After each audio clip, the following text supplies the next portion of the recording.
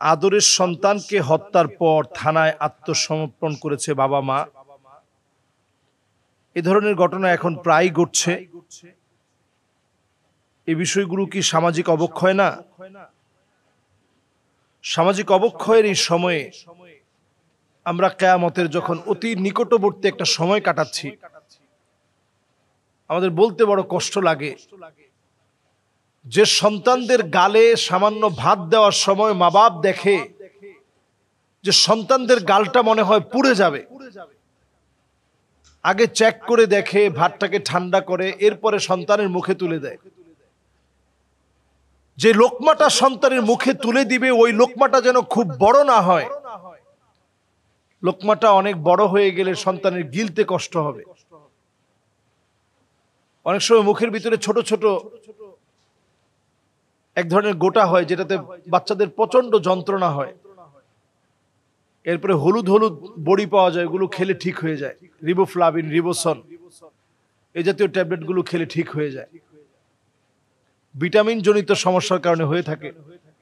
তো এটা বলার উদ্দেশ্য হচ্ছে এই, সন্তানের ছোট্ট একটা গোটা হলে বাবা মা ক্লান্ত হয়ে যায় যে কি করে এই গোটাটা ভালো হবে। জ্বর হলে একটু পরে পরে মেপে মেপে দেখে যে জ্বরটা কতটুকু হলো, জ্বর বেড়ে গেল কিনা, এখনই সন্তানকে ঔষধ খাওয়াতে হবে, এখনই সন্তানকে ডোজ দিতে হবে। এই যে মা বাবার একটা পেরেশানি কাজ করে মা বাবার অন্তরে, বড়ই আফসোস আর পরিতাপের বিষয়। আমরা দেখেছি নেশাগ্রস্ত সন্তান প্রতিনিয়ত এসেই মায়ের গায়ে হাত তোলে। বাবা এটা সহ্য করতে পারে নাই, নিজের স্ত্রীর গায়ে হাত তোলা, সন্তানের এই এমন একটা আচরণ কিং কর্তব্য বিমুখ হয়ে বাবা সহ্য করতে না পেরে সন্তানের গায়ে আঘাত করেছে। লাঠি দিয়ে আঘাত করার পর একটা আঘাত যখন ব্যাগাতে লেগে গেছে, সন্তানটা দুনিয়া থেকে চলে গেছে। আমি বাবা এবং মায়ের স্টেটমেন্ট শুনছিলাম, তারা এতটা ভেঙে পড়েছে, তাদের বক্তব্যে বলছে যে আমাদের সন্তানটাকে আমরা হারিয়ে ফেলেছি।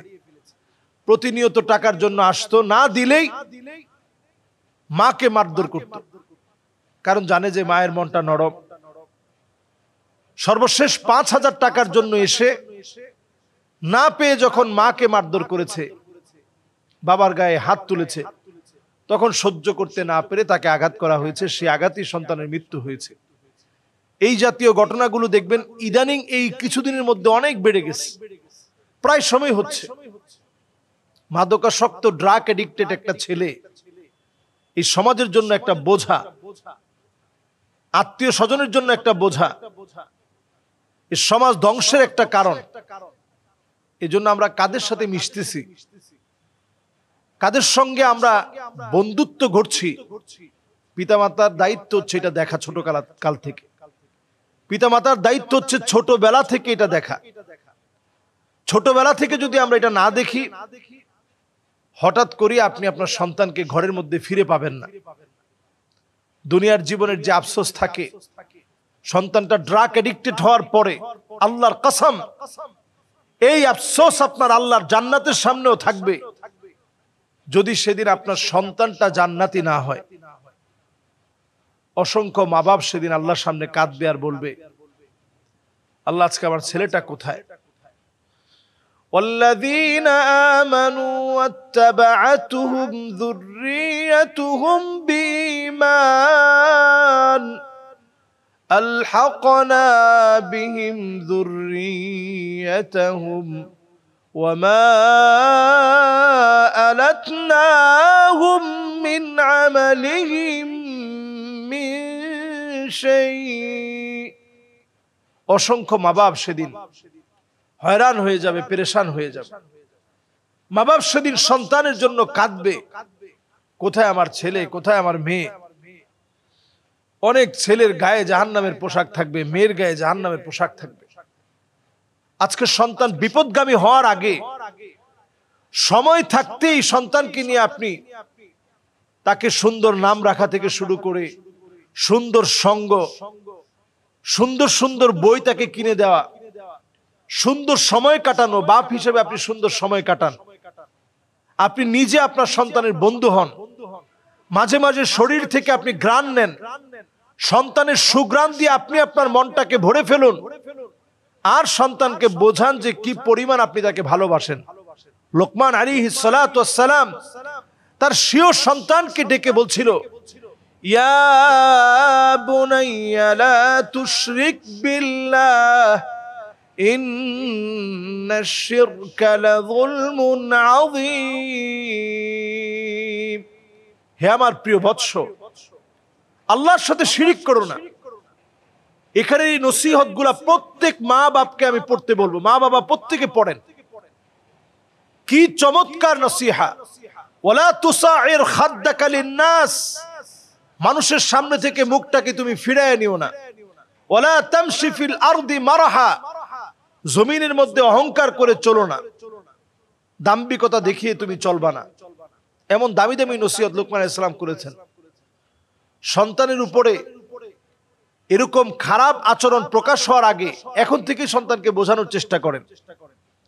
বাহিরে কার সাথে মিশছে আপনি বাপ সেটার খবর রাখেন। আল্লাহর কাছে প্রতিনিয়ত দোয়া করেন। আমরা এই রকম অনাকাঙ্ক্ষিত আর একটা সন্তানের মৃত্যু দেখতে চাই না। আমরা চাই পিতামাতা আদরের জায়গা, পিতামাতার কাছ থেকে সন্তান সুঘ্রাণ নিবে। পিতামাতা তো এমন মহব্বতের জায়গা, এই জায়গা যেন কোনোভাবে ধ্বংস হয়ে না যায়। সন্তানরা এমন আদব রক্ষা করে চলা উচিত। কোরআনুল কারীম বলছে সন্তান হিসেবে আপনার দায়িত্ব কি? وَقَضَى رَبُّكَ أَلَّا تَعْبُدُوا إِلَّا إِيَّاهُ وَبِالْوَالِدَيْنِ إِحْسَانًا إِمَّا يَبْلُغَنَّ عِندَكَ الْكِبَرَ أَحَدُهُمَا أَوْ كِلَاهُمَا فلا تقل لهما أف ولا تنهرهما وقل لهما قولا كريما। সন্তান হিসেবে আপনার দায়িত্ব হচ্ছে বার্ধক্যে উপনীত হওয়ার পরে শব্দ বলা যাবে না। আপনি সন্তান হিসাবে নম্র সুরে, বিনয়ী আচরণে মাথা ঝুঁকিয়ে বাপ মার সামনে চলেন। তা আমাদের সন্তানরা এখন এমন হয়ে যাচ্ছে, মোবাইল দেখে অনেক অ্যাগ্রেসিভ হয়ে যাচ্ছে। মোবাইলের ভিতরে লিমিটেশন রেখে সন্তানদেরকে মোবাইল দেখান। কাহাব গার্ড নামে একটা প্লে স্টোরে গেলে আপনারা দেখবেন ডাউনলোড করা একেবারে সহজ। ওটা ডাউনলোড করে আপনাদের সন্তানের মোবাইল চালানোটাকে আপনি একেবারে তার জন্য ওপেন করে দিয়েন না। সব সাইট যেন সে ভিজিট করতে না পারে, যেগুলো তার চরিত্র ধ্বংস করে ফেলবে, ওই সাইটগুলোতে কোনোভাবেই যেন সে প্রবেশ করতে না পারে।